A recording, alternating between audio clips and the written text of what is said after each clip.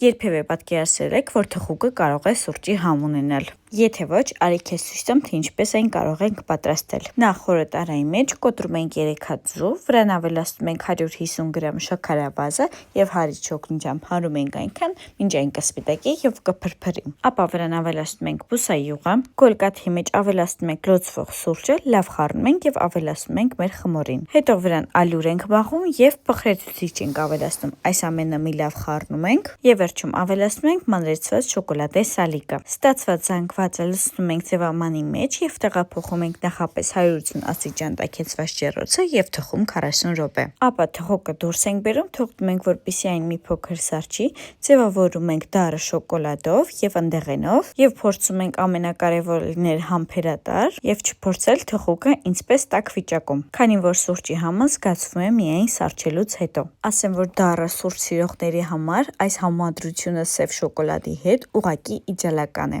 Իսկ եթե դու սիրում ես պարզ ու համեղ ուտեստներ, ապա անպայման բաժանորդագրվիր եւ չմոռանաս սրտիկել հոլովակը։